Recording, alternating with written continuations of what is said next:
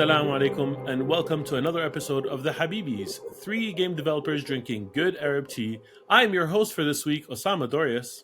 I'm Rami Ismail. وانا فوزي مسمار. Okay, so I guess I'll start it off this week. I've Jump the gun, Osama. So make sure you get enough time. Before Rami starts talking. Yeah, because Rami had a flight, so he had a lot of time on his hands. He must have done a lot of stuff. Oh boy. So I started watching two TV shows, and I started playing a game. I didn't finish much, but I started a lot. So I'll start with the TV shows because they're both arguably in the same continuity. I started watching Loki. I was about to guess that. Yes, and MODOK.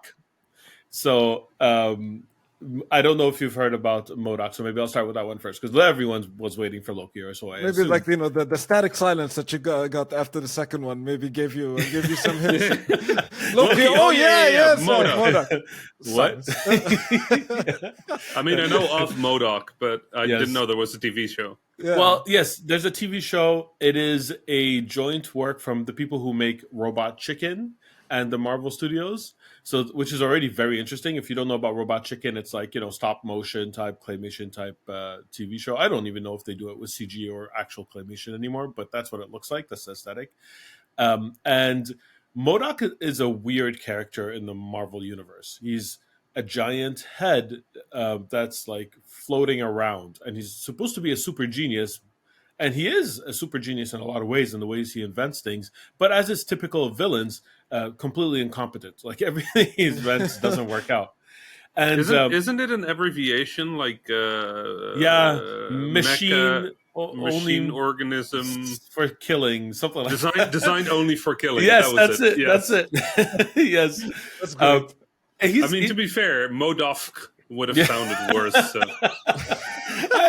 Yeah, I can't argue with that. There's a nice ring to it. Yes.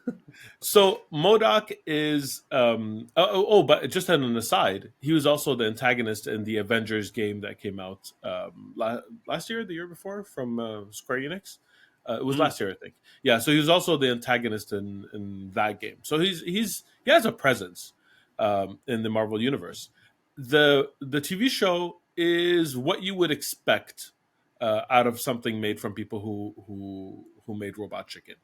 Tonally, it's identical. So it's like that kind of level of jokes, like, beeped out swear words and like raunchy at times, that kind of thing. So if you, like, in my opinion, whether you like Marvel or not, if you enjoy the humor of Robot Chicken, you will like it. It's more of the same. It's like it's a long skit Right. where But it what if focuses on Marvel. Yeah. What if you don't know Robot Chicken? Then watch Robot Chicken to find out if you know Robot Chicken. It's not even that watch MODOK and find out. It's like, no, don't watch MODOK. Watch Robot Chicken first. Robot Chicken is where it's at.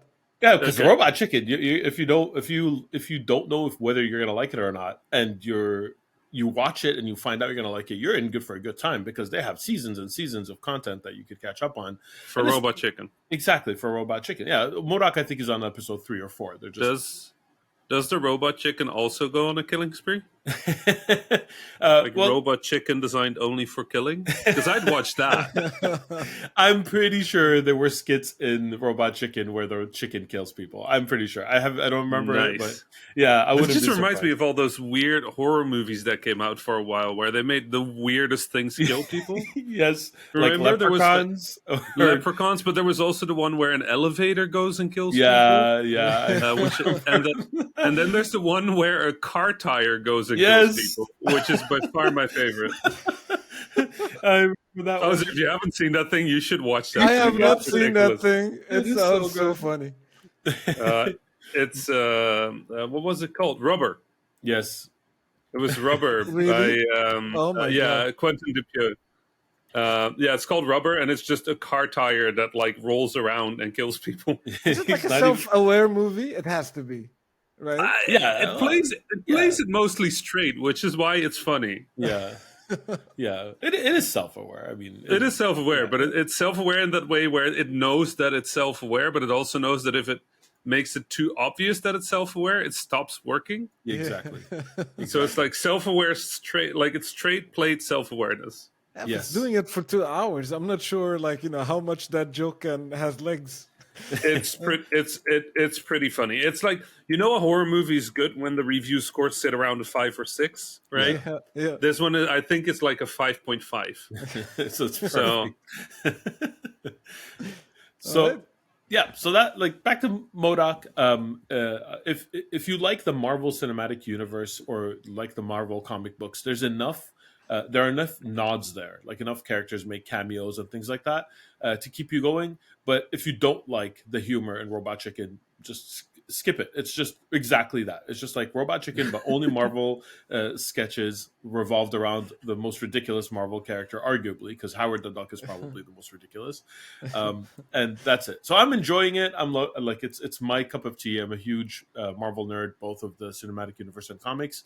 I'm a somewhat like Robot Chicken fan, not huge, but like enough to be okay with that type of humor. So for me, it's a good fit. Now, Loki is absolutely not that. It's extremely different. Loki is focuses on the character Loki from the Marvel Universe, specifically the version that was created during the events of Marvel Endgame. So right. if you don't know what I mean, that's fine, because that probably means you're going to be starting off fresh, and I'm not going to explain it to you because you have a lot of really cool things that are going to be explained in the show itself. So you could actually just start watching that show if you know nothing about that. It'll explain it to you. But that's the Loki that we're talking about. It's the villain Loki, the evil Loki, not the Loki that kind of redeemed himself later on in the MCU. Mm-hmm. And the first episode is really strong. And Rami, I know you watched it too, so jump in at any point. Right. Yeah, no, I loved it. Me too. I thought it was really clever. The thing that was obviously, it was sort of held back by the fact that it needs to both introduce the concept of this series and Yes. introduce Loki to people who don't know who Loki is. Yeah. And introduce the idea of like time travel and all that. And alternate dimensions and things like that. Like right. At some point, you're literally watching like the equivalent of a PowerPoint, a presentation of what's happening within the show. But it works. It works. It's very strongly done. I mean, Tom Hiddleston as an actor just has incredible range, right? Yeah, like absolutely. He has that sort of like laissez-faire charisma to him. Did you know he almost got the role of Thor? Yeah, I thought that was the funniest What? thing. I know. Yes, he auditioned for Thor. He was auditioning for Thor, and then they went like, "This is more of a Loki." Yeah, and they just. It's so But hard they to loved imagine him as Thor, know. especially after like Chris Hemsworth. It's impossible for me. The audition video is on the internet, Yeah. so if you want, you can find it. Yeah, Cool. But yeah, no, Loki did an incredible job of just the aesthetic is gorgeous. yeah. And they have the sort of tertiary challenge of bringing Loki back from a villain to an anti-hero. Yep. Mm-hmm. And they did such a good job for that. Yeah, they set it up well. Like this first episode as a setup episode was excellent. Like, I could see so many different directions that the story can go, and it's all exciting. I really just want to. I can't wait for the next episode. So, yeah. And that was their job, right? Gorgeous. And Gorgeous. Owen Wilson. Was so good. There's Owen Wilson in this? Oh, yeah. Is that a spoiler? No, that's fine. No. He was in the Owen marketing Wilson. materials. Yeah. Yeah. No, I've been in complete media lockdown about this. I haven't seen anything about it. Right. All I've seen the billboards around town saying that it's coming up. Other than that, I wouldn't have known that it's even coming out. Yeah. So Owen Wilson is in it, and he plays to his strength as as an actor, which is he is sort of an. He came from like the sort of bad comedy vibes for a long time. Mm-hmm. Yeah. But he's just sort of like an unnoticeable presence. Yeah.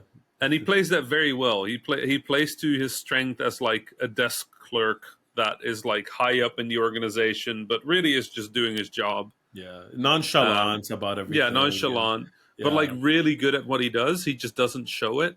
Yeah.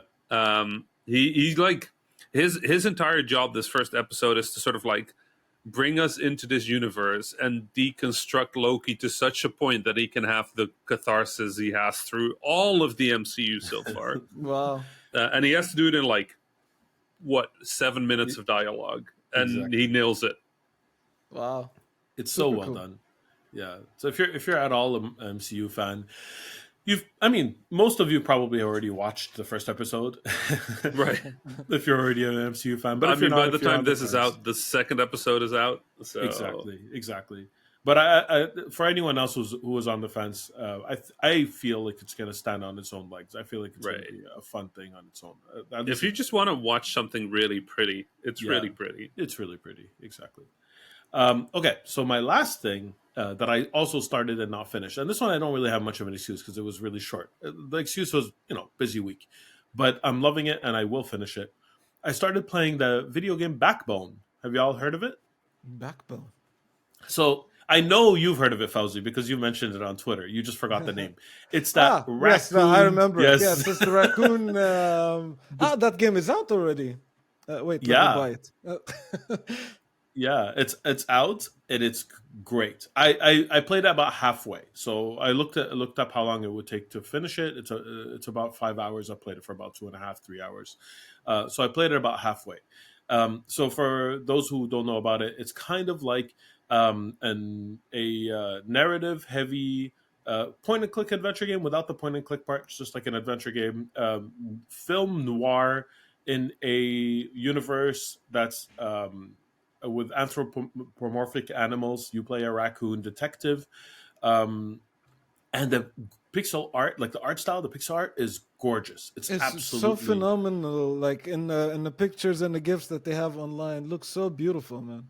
Hmm. Absolutely, and the writing is great. Like so far, I'm absolutely loving the writing. The style is great. There's a really cool mystery in it that unravels slowly. And every time I don't like I can't speak for the second half of the game yet, but every time I think I figured out what it was, there was something else that made me question it. And like it's that kind of thing. Like it really plays like a really good mystery where it's not like, oh, I know what it is at the beginning. Now let's just get to the bottom of it. No, it's like the entire time there's discovery, at least for the first half of the game. I'm absolutely loving it so far. The writing is great. The setup is great. The style is incredible. Like everything feels like it's cut from the same cloth. The Mm. Hmm. like the music, the art style itself, the choice of dialogue, the personality of everyone in it, the presentation, everything feels like it's just one cohesive whole. So I highly recommend it based on like the caveat that I haven't finished it yet. Just from the first half, it's worth it just for that. Salma, The I have a Yes, question about that since you think about the stories and all of this. How's the noir feeling of this game? I love me a good detective noir, like, very theme and noir. setting. Yeah, Oh, very. it's excellent. Like you literally start off like the first seconds of the game. You're in your office and you get the lady who walks in and asks you to tail her husband. Like that's That's very cool. typical like first scene of 90% of noir movies. That's how you start. And then when you do Mhm. like it unravels differently and you're like, okay, that's just not what I expected out of this. So it's really, really good. Have either of you read the bande dessinée Black Sad, like the BD, the European comic? No. Okay, so Black Sad is a a comic book, like a European comic. I struggle with what to call it, like a graphic novel, I guess, from Europe, French Mhm. BD, where you play as a Black Panther detective in a similar anthropomorphic world where everyone is an animal. Uh-huh. And it's actually, if you want to look it up, it's gorgeous. It's gorgeously drawn by one of the of an ex Disney animators. So it's the art style is just absolutely gorgeous. It has similar themes. It has similar presentation, similar style to Backbone, and all that is good. Like I'm not saying that like, oh, it's derivative or anything. No, no. I'm like, it took all the best elements of Black Sad and it approached at like this is maybe a thematic spoiler, a little bit of a thematic spoiler, but not too much. It approached the same like topic as Black Sad because Black Sad, one of the main themes of it was to discuss racism because Mhm. the Black Panther is black and some of the like obviously and some of the other animals in the game are like Arctic. like they're white, like Arctic fox or polar bear or that kind of thing. The game Backbone deals with racism as well, but not in the same way. It's not actually the color of the animals that makes it a difference. They actually have a hierarchy based on species. Like Right. in Black Sad, a white polar bear will think themselves superior than a black bear, but in Backbone, it's like apes are on top, and Right. like I yeah, genuinely thought it was pretty well done in Backbone. yeah, yeah, Like yeah, it felt uncomfortable in the same way I feel going through TSA. Like it felt very genuine. yeah. Even though I'm not quite sure what experiences the team have. Like I don't know Eggnog, right? Eggnog Games. Yes, I don't know the team very well. composition. Yeah. Um, they're spread out. I know they're spread around the world. I know some of them are in the Netherlands, but I think they're Russian mostly. Mm. This is their Um, first game, right? Is I it? think as a team it might be. Uh-huh.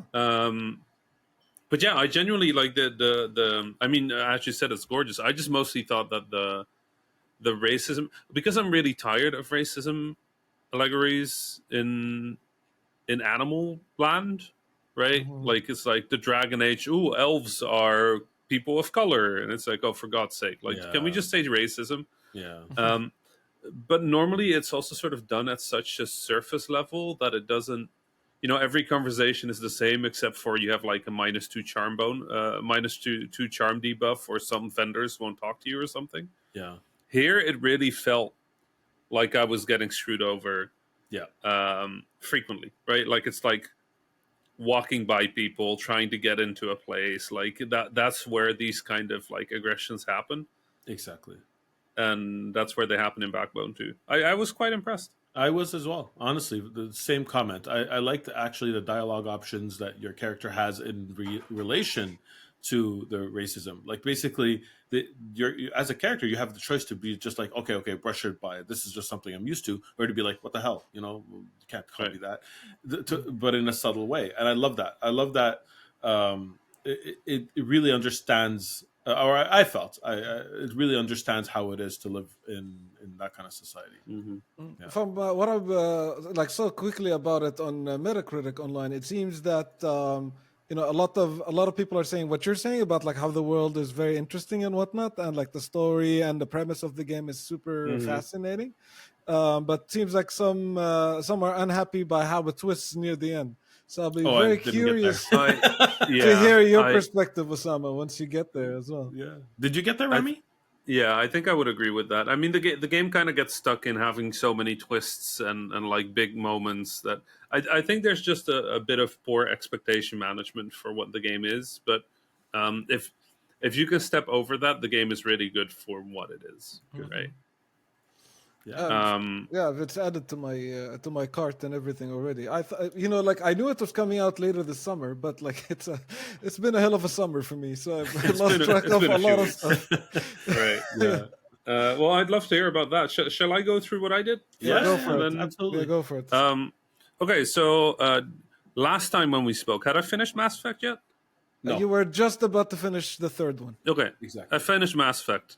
It's good.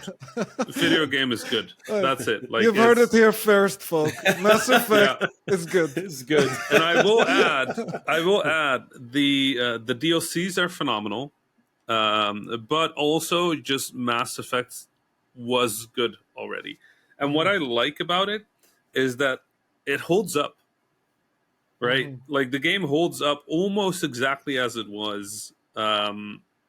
And I have to say, now that I'm much older and I've been in game development for a while, right? The ending is good. I don't know what people are complaining. Like, yeah, okay, I know what people are complaining about, but the ending is good. Is like, this the new ending? Or it's the It's new the ending? same. I mean, it's the extended cut of the ending, It's the right? extended cut. Okay. But the structure of the ending is probably as good as they could have done with that game. Like, I can't imagine how else are you going to wrap that up? And people have these big thoughts of how it should end because they think, well, Dragon Age gets it right every time with the ending, but Dragon Age never had to wrap up Dragon Age, Yeah. Yeah. right? Yeah. I don't think there's a similar game to this that had to wrap up. And Dragon Age is Period. not 3 games that are connected and carrying your No. decision game over game. with the same character, right? Yeah, Like exactly. there's continuity in Dragon Age, but like Not in the they same had way. created such a web of possibilities that really the only way to finish this was to create very clear delineated endings and then allow variation in that. Yeah. And yeah, sure, like it's the you know, like it's a little samey in some regards, but it's really well done either way. At some I point, the branches have to collapse. It's just how it yeah, works. yeah, and I like that what they did is not that they made the branches collapse; they Yeah. just made them irrelevant to the Yeah. ending. Yeah. Right? That's the impressive thing is they went with the brave option of does everything really matter when the choice ahead of you is this big? I thought that was really impressive. The Citadel DLC was the final DLC of the game. Really is phenomenal. You get to have a little party with your crew. Hmm. Um, I cried my eyes out mostly. It was really really lovely. And that wrapped up Mass Effect. Then I later realized there's trophies per individual game, and that I'm pretty close to platinuming each of them. But Wow. I Just don't want like to go back into the game. okay, but like So just from your regular playthrough, you were close to right, plat. Oh yeah, I wow, was I'm pretty far close. from Yeah. it in my playthrough of the So first there Mass there Effect. is the Mass Effect. So this is interesting for you as game developers, I think. But there is the main set of trophies Yeah. for the game. Hmm. But then there is an individual set for each of the sub games attached to the same title, and each of the sets has a platinum trophy, Hmm. which I've never seen I've before. I never didn't seen even know that either. that was possible. But they have 4 trophy sets in one game, and each of the trophy sets Yeah. has a platinum trophy. I did notice Hmm. that there are some achievements that could be unlocked in any of the games, like Right. which is So was already something I had never seen before. I think one of them was follow through with a romance option. I did that; it popped up, right. it says in Mass Effect 1, 2, or 3. So Right. So yeah, there's the main set, which is for the entire product, and then there's the individual sets, which are for subsections within the product. yeah, Anyway, this is getting too technical. I'd never seen it before.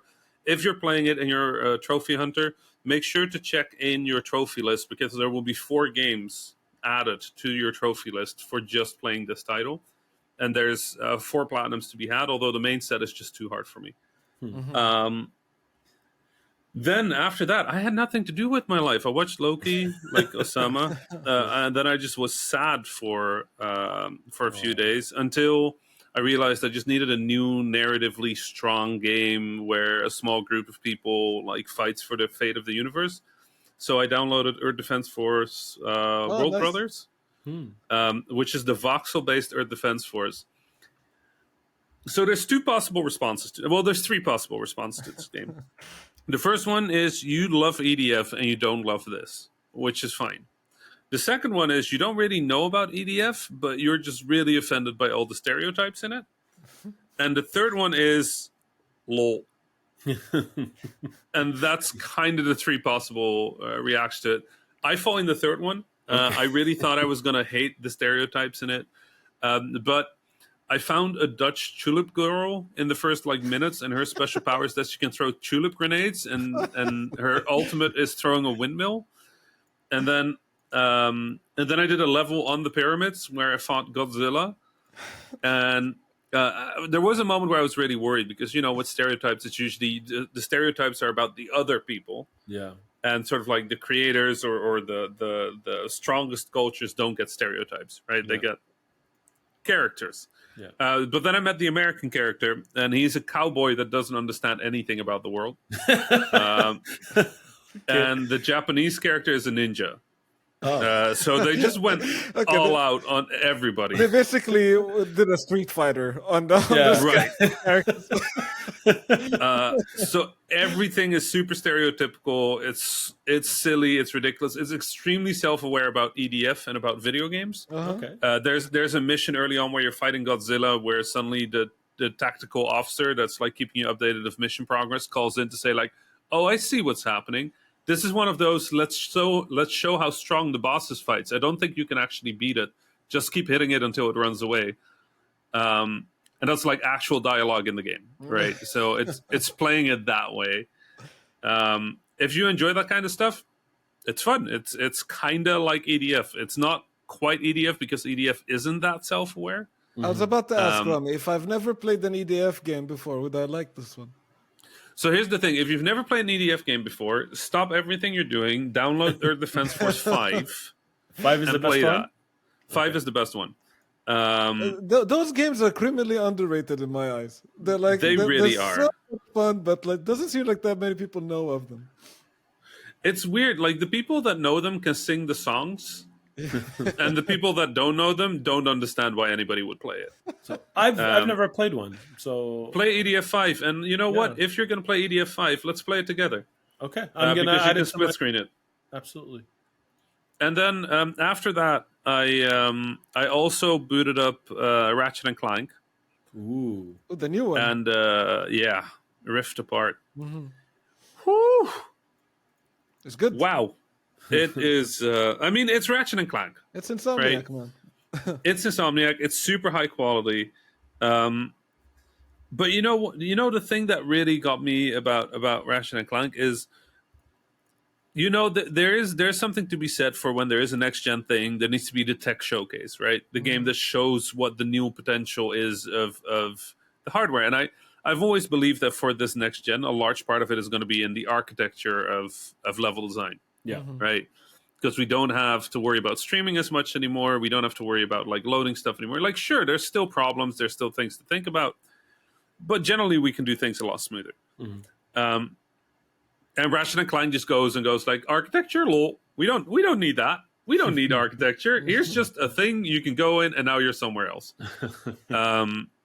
The level of graphical fidelity is honestly absurd. Like every screenshot you can make of this game is a next gen showcase, right? Wow, Um, it's high praise. yeah, the particle effects are ridiculous. The movement is smooth. There's like different different performance modes. So you've got like the 30 FPS locked one that's just full performance, ray tracing everything. They've got a 60 FPS one without ray tracing, and then you've got a lower resolution 60 FPS one with ray tracing. I'm playing it on that one. It is phenomenal. It is staggeringly beautiful. It is Ratchet and Clank. It's not.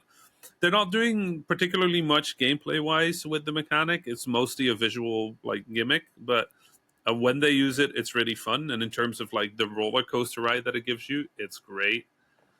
So having a great time with that one.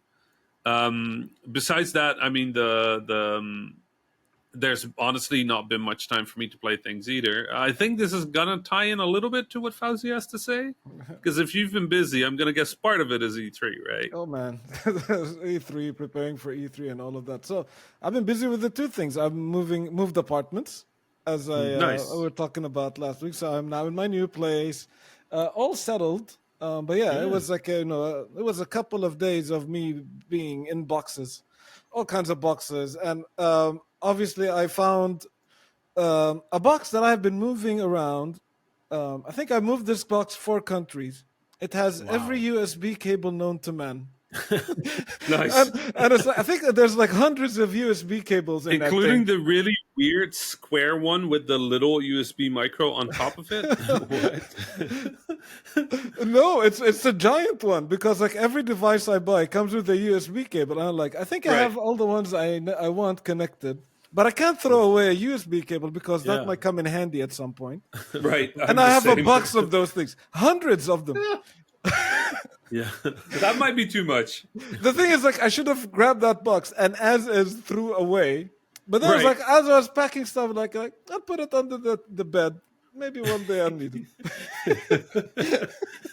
If I ever need a USB cable, I know who I'm calling. I'll send you a dozen. Nice. But yeah, it was also like good to. I did a bit of a purge. Every time I move, I just throw away a whole bunch of stuff I don't use. I found out I have a set of pots and pans that I haven't used in maybe 5 years. Wow. These are all the sizes I never use. So like all of those went to donations. I know Nice. exactly what you're talking about because we're moving in 2 months and we Uh-huh. started the packing and throwing away process. And oh my God, do we ever have things we just never touch? We've been in our current place for 11 years and Wow. we found boxes that we haven't opened since our last move. Yeah. What the hell? Like, anyway, it's a Yeah, process. the purge is real, man. Like, Yeah. Every time, like this time, I made a pact to myself, other than the USB box. I made a pact to myself, like if I grab something and I look at it and go like, maybe I could use it one day, I'm just gonna throw it away because Yeah. Right. if I'm gonna need it one day, I'll just buy a new one, whatever Yeah, that right. thing was. Right. Uh, There's very few things that are too like very few things that you hoard that are actually expensive to replace. Seriously, I found like the weird thing is like all the expensive stuff that those are big choices, so I feel like you make those choices. yeah, Right? Where you're like, okay, do I keep this TV? Do I donate it? Do I like you make that decision then, but with like small stuff that's like $6 or something, yeah, you somehow don't make that choice and you just throw it in a box. yeah, yeah. I've Exactly. never understood how my brain works that way, but that's exactly what happens to me. Is all the cheap stuff goes in boxes, and the expensive stuff gets handled. yeah. Yeah, exactly. So I like noticed that. it really comes in handy, like this mentality of going like, oh, these pots that I've been moving around for some time. All right, time to get rid of them. Right. This pairs of shoes that I haven't worn in God knows how long. All right, time to get rid of that too. This T-shirt that I'm keeping for sentimental reasons. Yeah. It's a T-shirt. Yeah. I recently did the T-shirt purge. Yeah, Huh. Yeah, I went through all my stuff because like 90% of my T-shirts I got at video game events, Yeah. Yeah. Same. and you know, like it's nice to have them, but at the same time, at some point you got to move on from like a indie game from 2014. I had to, I I had thought to you were make a gonna choice. say. Yeah, I thought you were gonna say 90% of your T-shirt have the Vlambeer logo on it.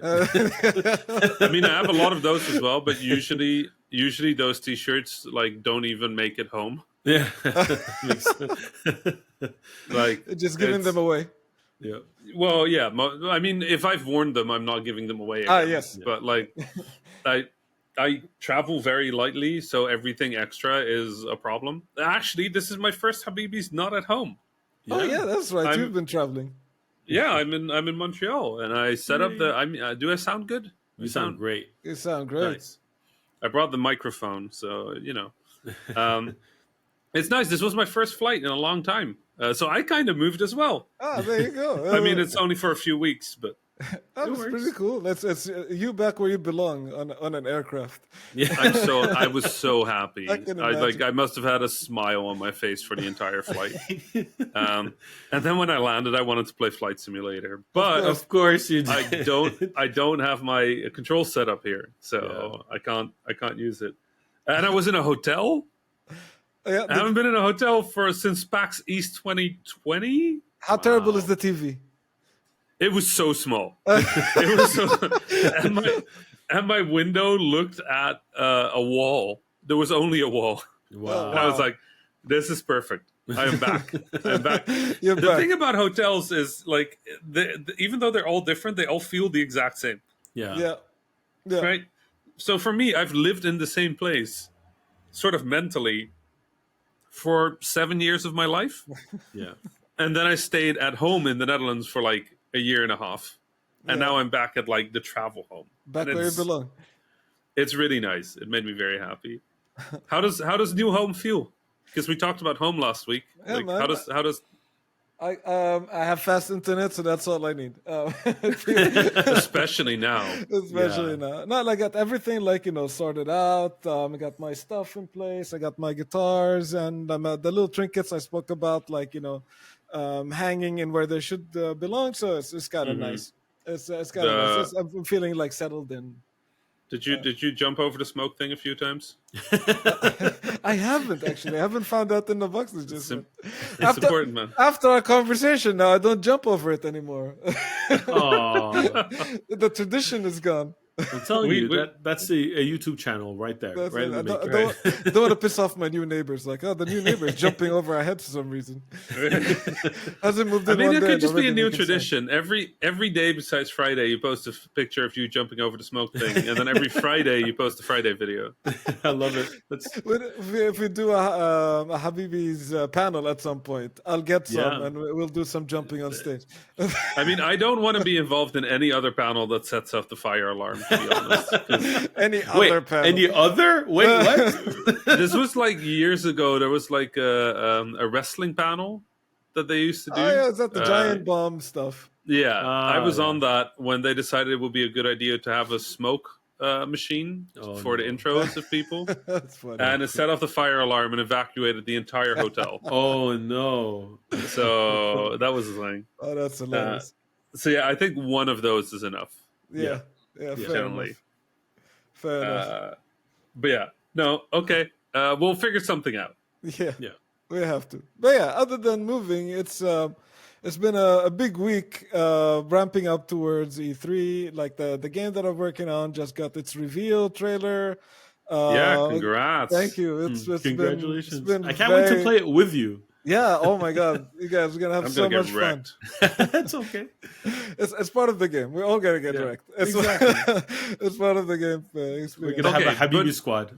Yeah. But oh let's man, be that'd be honest. so Okay, much fun. Yes. So the game looks incredible. I love the announce. I was so amazed to see that level of community awareness that they Yeah. had around the Zook Oh yeah, Yeah. man. in the Randa's- trailer. Yeah. The most beautiful moment of the trailer. Like there was lots of amazing stuff. Like I'm not going to ask you for any comment, but I just wanted to like give my opinion. Yeah, man. God, game looks gorgeous, and it looks like y'all went all out on like, okay, what is ridiculous fun, right? Like, what Yes. can we do that makes the player like creates interesting situations, creates spectacle, creates like opportunities for tactical gameplay, creates change in the map.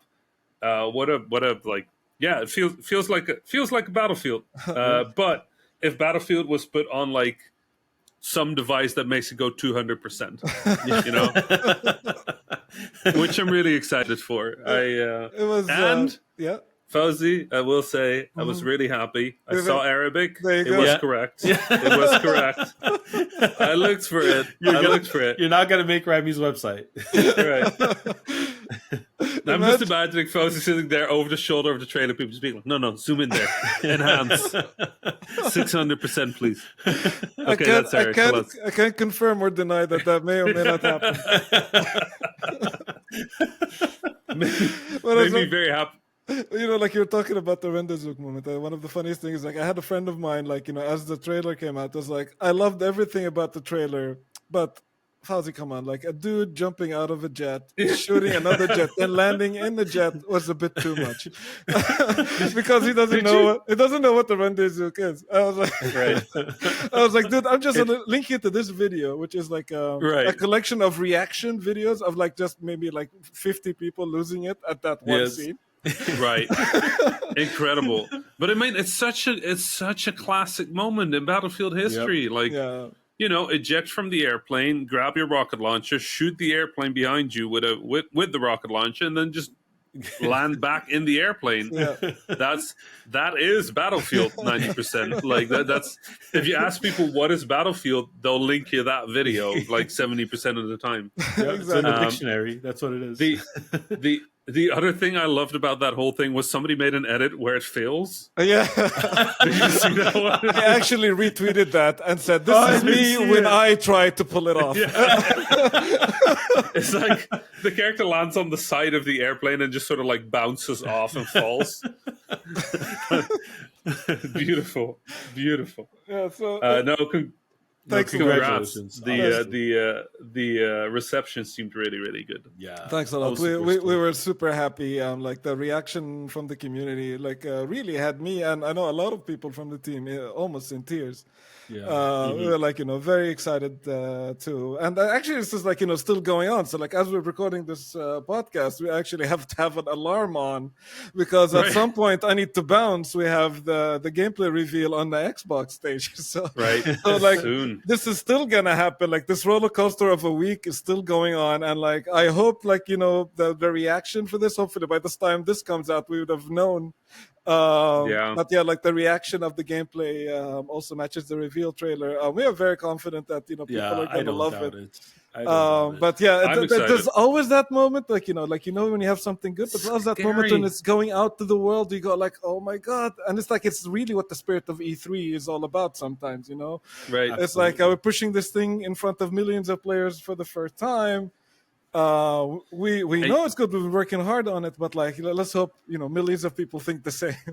Right. You never know how the coin is going to drop. Right. Like Yeah. you have like you can do all the work, but then it's that thing where sometimes you have a thing and everything is good about it, but one thing is a little off, and that becomes the conversation, and you never know how the conversation is going to go. Exactly. Everyone ends up fixating on that one thing. And sometimes you could compare it to another game that had a similar thing, but for some reason, the zeitgeist didn't decide to focus on it. Right. Yeah. But it's like people getting worried about, like, normal E3s, there's a lot of, like, live stuff, right? Yeah. Like live gameplay, people on a stage with a controller. Yeah. I remember when Uncharted had, like, a bug, and that became the conversation around Uncharted, and it's like, oh, that's not the conversation you would hope for. Yeah. But there's not much you can do. And I mean, learning about that, industry-wise, how that goes behind the scenes with, like, backup devices and, like, backup videos to the backup devices and, like, extra controllers sitting around and, like... I remember, like, one of my first E3s, that must have been 2006 or 2007. And, we had a box of demos from our game that was supposed to come out on the 360 at the time. And we had, like, a box of demos that we were going to hand out to publishers, all of this and stuff that we were supposed to show. And then that box gets lost. Oh, no. United Airlines. Oh, no.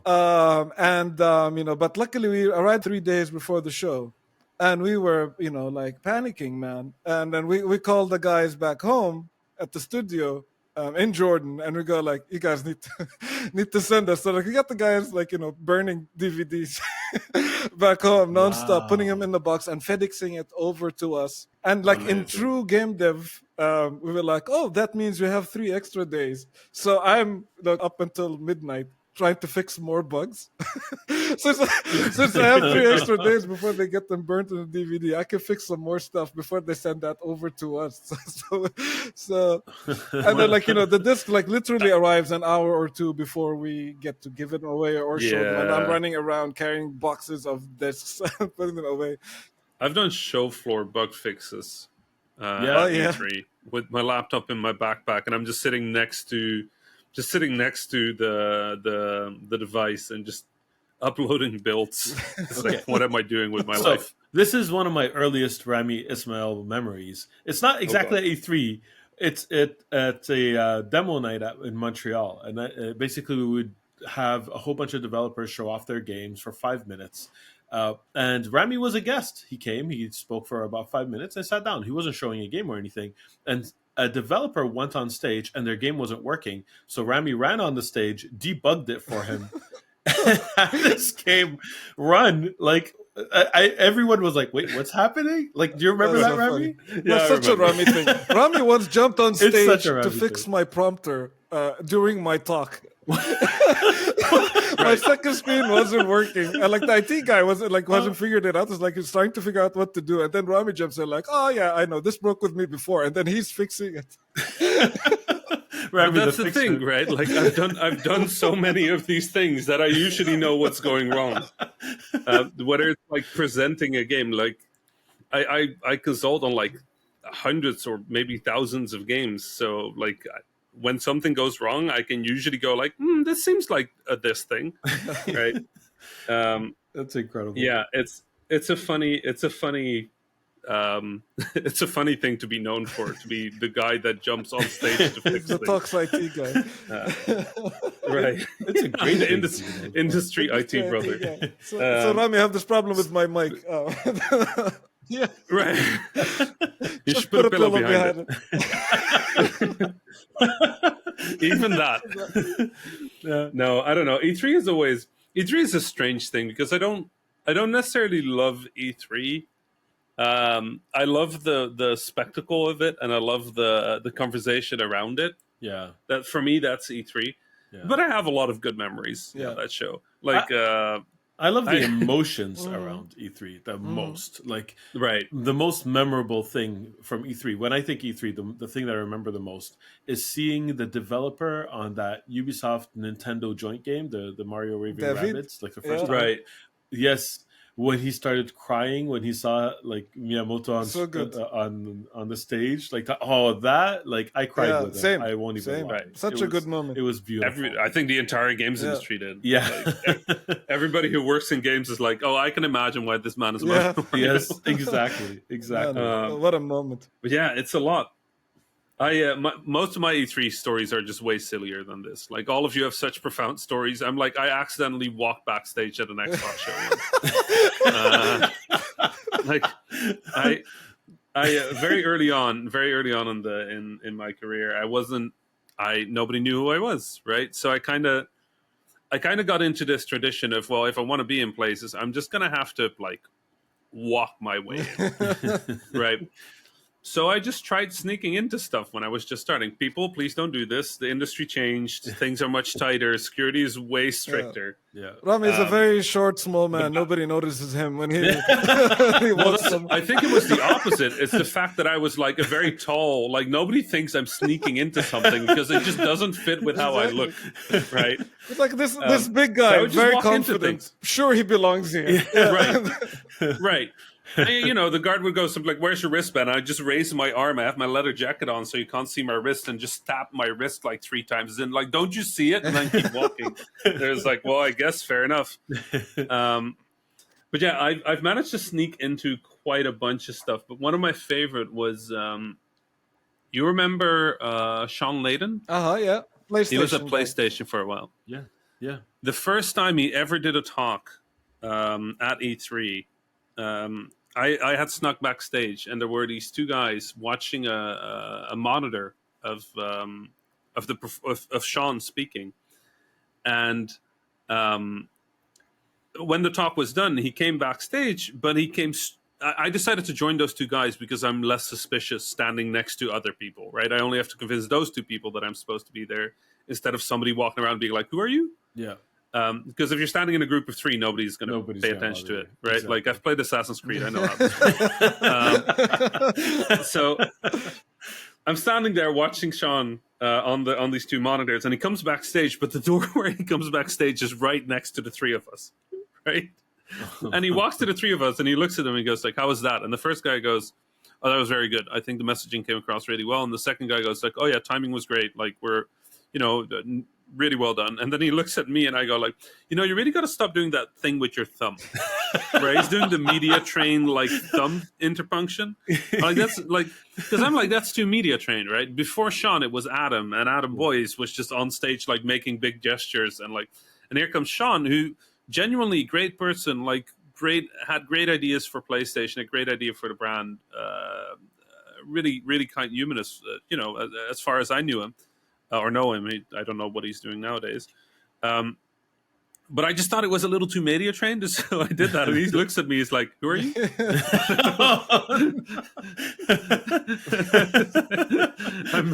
I'm Rami Ismail, I'm an indie developer. He's like, "Oh, are you in the showcase?" I'm like, "No, not quite." And he left with that, but I think I made quite a first impression there. Unforgettable. That's nice. But yeah, it's funny because it's the kind of thing, like, I think I met people at the main companies at E3, at every main company in a weird way. I met Reggie from Nintendo when he kicked me off the Nintendo booth. Oh. Well, so it was early, it was at E3, and I was showcasing with Sony, right? So I was on the show floor early, but I needed to talk to Dan Edelman, who used to be the indie contact at Nintendo. Yes. And I went there. I went to the Nintendo booth to look for Dan, right? And I was searching around, and then I saw Reggie, and I thought, you know what? If anybody knows where Dan is, it'll be Reggie. Mm-hmm. So I walked up to Reggie, and I said, "Reggie," and he turns around. And he does that scan, when somebody scans you like top to toe, Yeah. with his eyes, Yeah. and he just looks across me and then looks back up. And then he looks over my shoulder at a security guy and just like nods basically. And the security guy just puts a big hand on my shoulder and escorts me off the Nintendo booth. And I'm like, what the? I thought Reggie was nice. And then I get back to the PlayStation booth and I tell somebody, and they're like, "Yeah, no, you're wearing a PlayStation badge, mate. Like, you shouldn't be on the Nintendo booth before the show floor opens." And I'm like, "Oh, okay, that makes Also, sense." if you think Rami is big, wait until you meet Reggie. Right, Reggie is. But you know what? I will say, Reggie is big. Sean was like a big jovial man. Shu is like really lovely, but like, you know, he has that aura of like don't mess with me, right? But it's Phil Spencer. Phil Spencer's like half my size, but I am sure he will beat me up if I do anything wrong, right?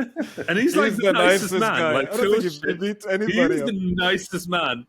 He's like super nice. He's like humble. He genuinely cares about what he's doing, and this is true for all of the people I've just mentioned. But Phil is so incredibly genuine. But he just looks like if we were in school together, he would definitely have stolen my lunch money, right? Like he has that look to him. It's just really funny that he's like just the kindest human.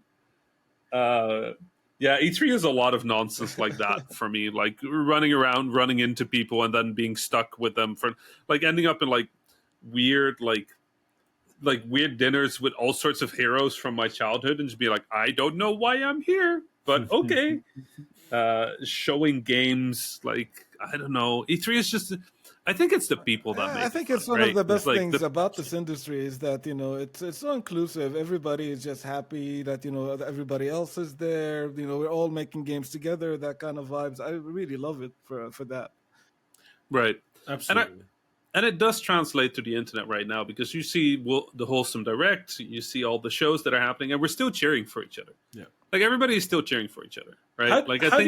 How do you feel about E3 switching from more of a this is for the like industry to being more open to everyone else? I mean, let's be honest. Like E3, like it's Jeff 3 at this point, right? Like, yeah. I don't know if E3 has realized it yet, but I feel E3 is kind of dead. Yeah. I don't know whether that's true. I don't know whether it's going to stay that way. I don't know if they're going to catch back up in the next few years. But Summer Game Fest had what? They had Elden Ring. Yeah. They have Xbox and Bethesda under their banner. I think they have Square Enix under their banner as well. Like, what did E3 get? Nintendo? I think that's it. Like beyond that, like Jeff is doing that thing where it's not necessarily not E3 what he's doing. He's just kind of like blending it in. But if he decides to separate it by 2 weeks, guys, the alarm is on. Oh. Oh no! The alarm is on. You have to run on stage. Right. Speaking of E3 shenanigans, we gotta bounce. Right. Well, are you nervous? Yes. You have no reason to be. I know it's gonna go great, Jeff. Thank you so much, guys. I'm excited to watch it in a little. Yeah. And let me know what you guys think. Yeah. Absolutely. Yeah, we'll do. It's gameplay stuff. Imagine yourselves in a Habibis squad while you're watching that gameplay. Sounds good, because at least one of us will know what to do. While I'm just like running around being like, "Oh, exactly." That's now, let me look at that. Osama absolutely would know what to do. Right. Osama would try to see if he can do like quarter circle forward punch. Well, one day I've learned about you too. One day when we're not running out of time, I'll tell you about the time I got banned from a Battlefield. Oh wow, that's good. That's a good story that I'm going to share. Yes. All right, some other time, Fauzi, we should let you go. Absolutely. So let's so let's just wrap it up. That's it for this week. Make sure that all of you send us any messages or emails to info@thehabibis.com. We really want to hear from you. And our Discord conversations are great. Join our Discord. Poke us on Twitter. That's it for this week. Thank you, everybody, and salam. Salam. Good luck, Fauzi. Salam, guys. That was the Habibis podcast for this week. I'm Osama Dorias, your host for this episode. You can find me on Twitter at Osama Dorias. My fellow Habibis were Rami Ismail, you can find on Twitter at @THA_Rami, and Fauzi Mesmar, who you can find on Twitter at Fauzi Mesmar. Send us your questions, stories, suggestions via info@thehabibis.com. Intro and outro music was provided by Malik Zubayla, and the logo was provided provided by Ibrahim Hamdi. The Habibis is a weekly podcast about 3 game developers drinking good era tea, with new episodes launching every Friday, inshallah. If you enjoyed the show, don't forget to subscribe on your favorite podcasting service or check out thehabibis.com for more information. Thank you for listening, and Assalamu alaikum.